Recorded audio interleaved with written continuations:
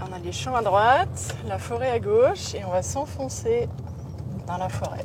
C'est le refuge pour déconnecter et lâcher prise. C'est son échappée secrète.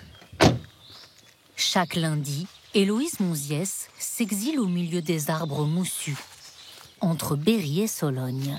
C'est vraiment au milieu des bois, il n'y a rien d'autre autour. Sa bulle, c'est sa tiny house ou micro-maison. Un habitat léger, écolo et déplaçable sur roues. Mobile comme une roulotte, bien mieux isolée qu'une cabane. Cette micro-maison, baptisée Inspire, a coûté 75 000 €. Héloïse en est copropriétaire avec 2 amis. À l'intérieur, 17 mètres carrés seulement. Ultra design, agencé au millimètre.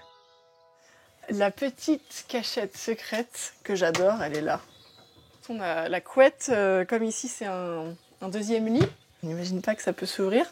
Ensuite, on a des petits placards comme ça qui sont très discrets. De là-dessous, là, on peut sortir des jeux. Puis là, les vieilles salles de bain, les vieilles cuisines. Comme ça, quand il y en a un qui fait la vaisselle, l'autre peut se brosser les dents à côté sans le déranger. Laquelle des 3 copines voulait cette baignoire incroyable?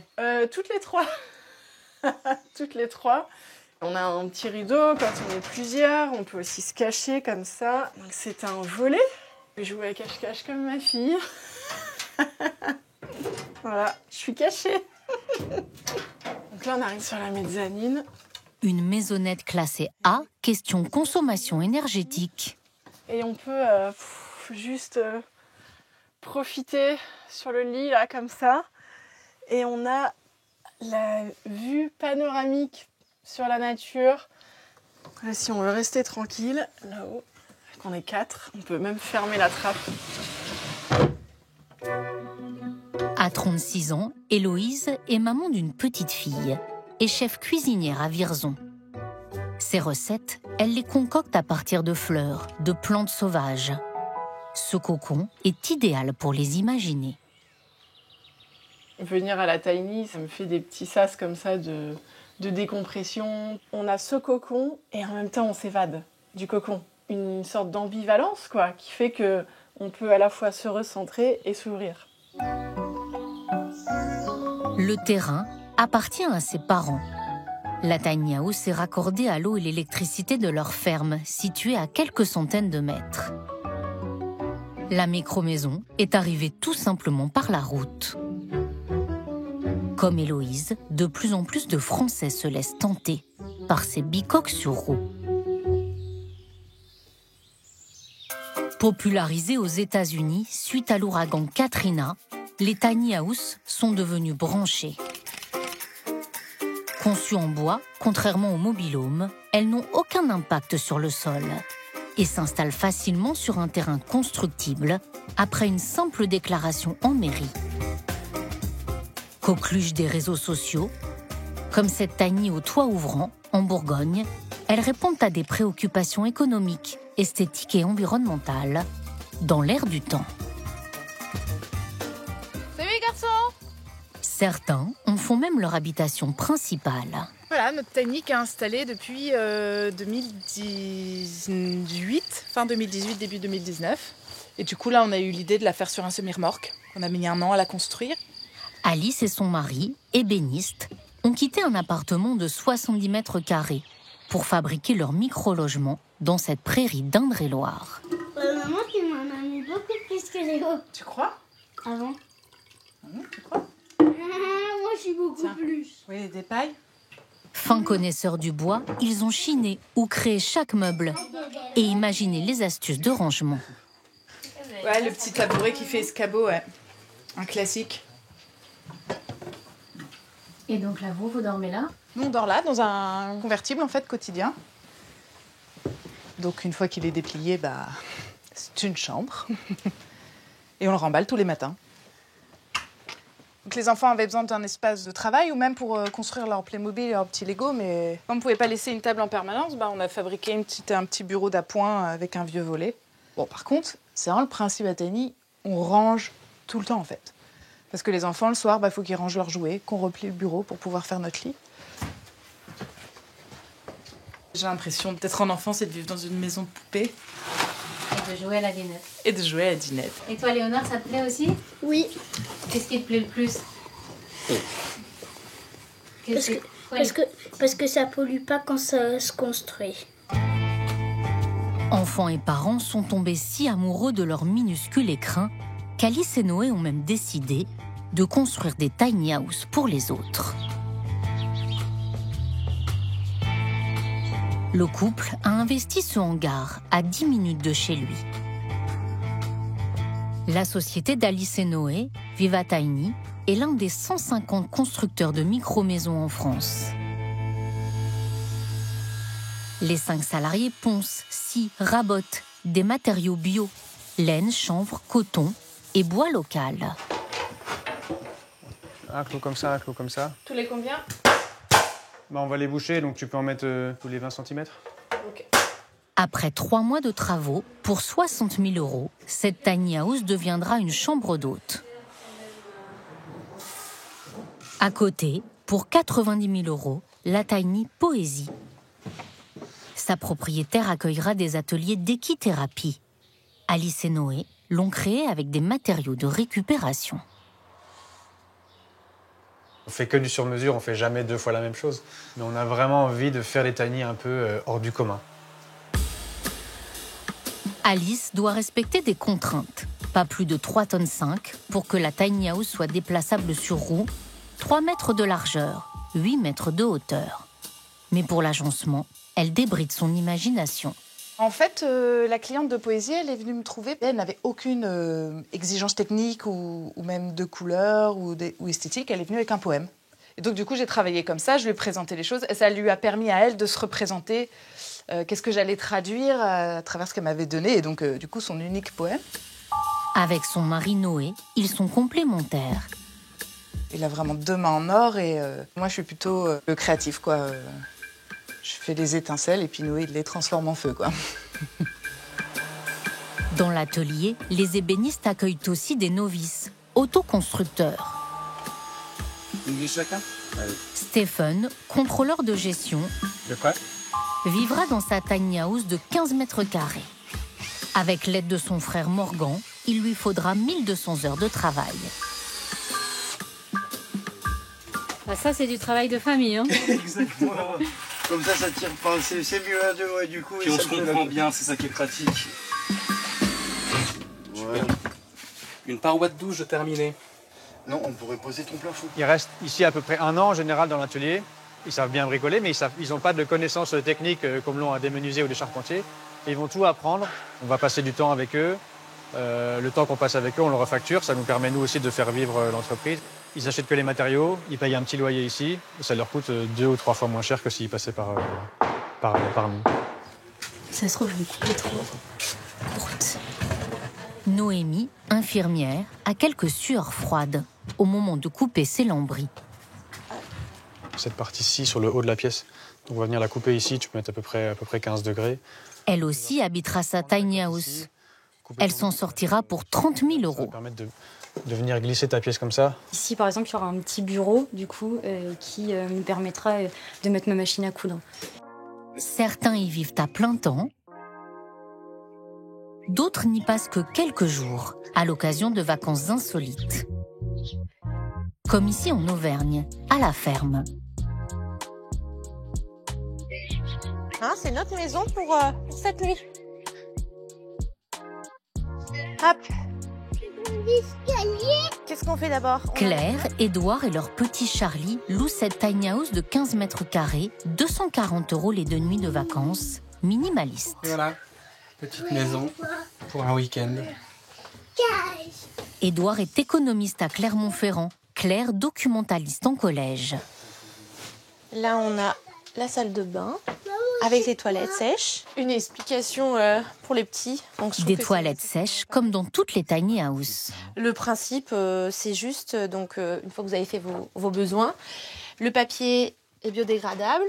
Et à côté, hop, j'ai des petits copeaux que vous mettez dessus. Et puis, au final, ça va se dégrader. Et on va pouvoir, après, s'en servir, le mettre dans le compost. un petit placard, le coin salon, et à l'étage, il y a 2 lits doubles. Et tu montes ton lit? Là. Mais non, là. Là. Ça, on l'avait vu dans les photos et on s'était dit que ça allait lui plaire. Puis il y a ce côté cabane aussi. Il y a un côté ludique. La Tiny House appartient à une jeune entreprise qui s'appelle Olavache. Elle est installée sur l'exploitation agricole de Michel. Allez les kikis. Hop, hop, hop. Le concept, implanter des micro-logements chez des agriculteurs. Les vacanciers participent à leurs tâches quotidiennes. Hop, hop, hop, hop, hop, hop. Allez. Chaque prestation est payante. Regarde, il te sent.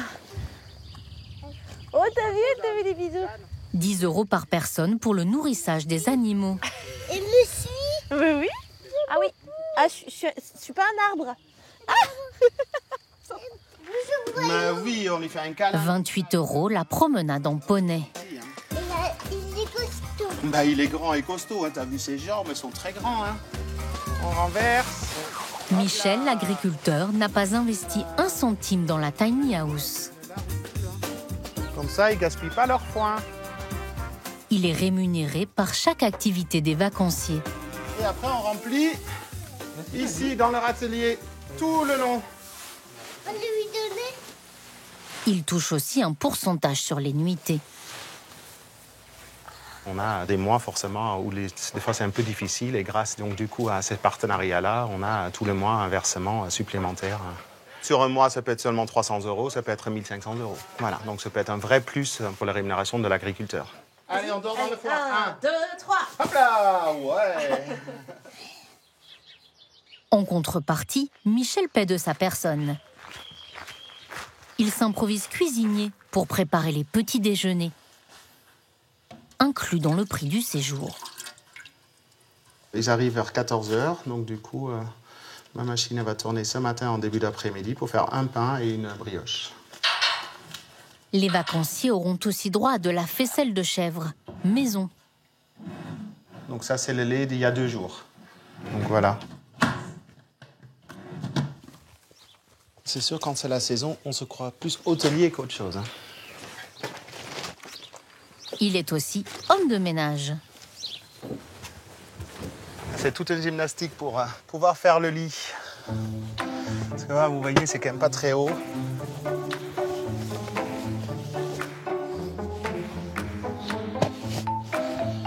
Mission accomplie. Avec ces mini-maisons, certains voient encore plus grand. Au cœur du Loiret, une forêt de 5 hectares, parsemée de 16 parallélépipèdes nus en sébène. Parenthèse est le premier hôtel français de Tiny House. Baptisées de noms de constellations, elles sont toutes différentes. Certaines avec bain nordique, chauffés au feu de bois. D'autres au bord d'un étang, avec panneaux solaires et récupération des eaux de pluie. Chaque micro-maison de 18 mètres carrés est personnalisée par un artiste.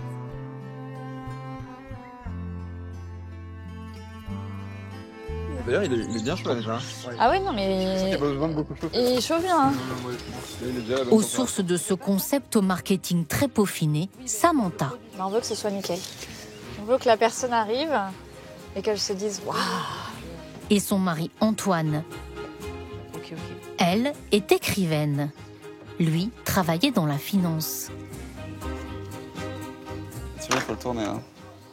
Ah ouais, ouais, ça c'est bien, bien comme ça, ouais. Tu regardes le dessin? Non, ça, c'est... Après un voyage au Japon, une crise de sens, il décide en 2021 de plaquer Paris et emprunte 500 000 € pour acheter un camping désaffecté. C'était un ancien terrain de caravaning, donc il y avait 50 mobil-homes. On a évacué 33 tonnes de déchets et on a replanté 2000 arbres. Donc en plusieurs mois, il y avait toute notre famille qui venait et on passait tous les week-ends avec le bébé. Voilà, Lucas, quand il était bébé, a tout voilà, à tout replanter en permanence. On ne voulait pas créer uniquement un lieu où on a uniquement des cabanes dans la forêt. C'était vraiment de créer quelque chose en plus où les personnes vraiment profitent de leur séjour pour vraiment totalement se déconnecter. Le site accueille déjà 5000 clients par an. Julie et Manu sont psychologues et consultants Internet à Lyon. C'est bien parce que c'est pas très loin de Paris. Donc, Oui, et de Lyon en fait. Ouais, de Lyon, ouais. Leur belle-sœur leur a offert cette escapade de 3 jours.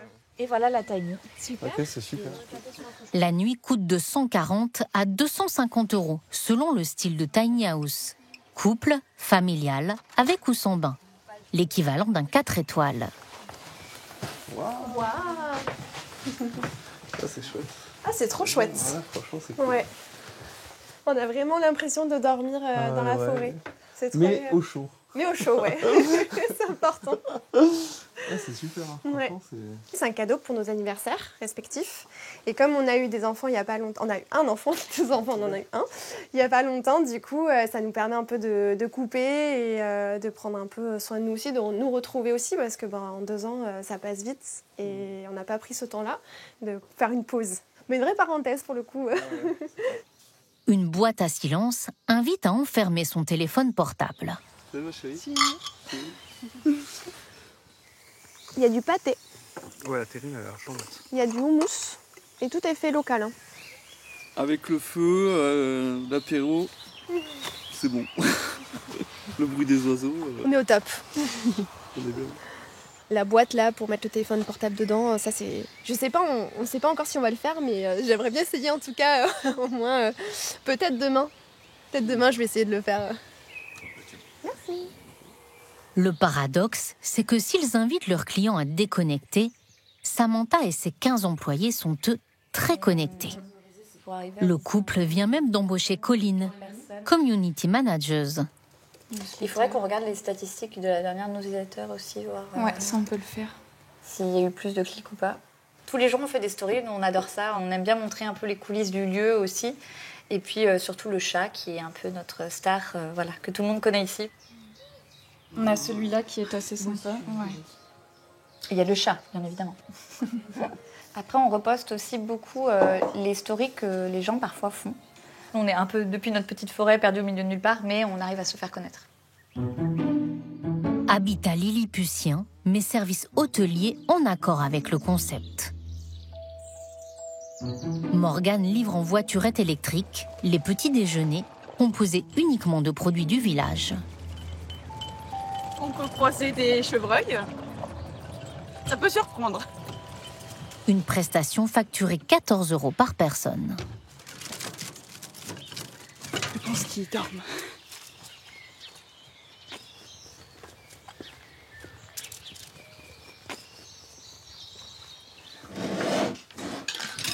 On a trop bien dormi. C'était hyper reposant. Ah ouais. On a passé notre soirée à regarder dehors, c'était trop bien. Au début, Vraiment. c'est un peu perturbant. Parce que, en limite, on oublie la fenêtre. Oui. Et alors le téléphone dans la boîte ou pas dans la boîte? Non, on l'a pas mis dans la boîte. Hier soir, on l'a pas mis dans la boîte. On a mis de la musique en fait. Du coup, on l'a pas mis dans la boîte. Ouais. Et j'aimerais bien essayer quand même ce soir. Mini-maison, maxi-succès. Tous les week-ends de la belle saison sont déjà réservés. Samantha et Antoine disposeront bientôt au total de 22 micro-logements, tous fabriqués avec le bois de leur forêt et de la région. Ils prévoient aussi d'ouvrir prochainement ailleurs en France de nouveaux hôtels de tiny house.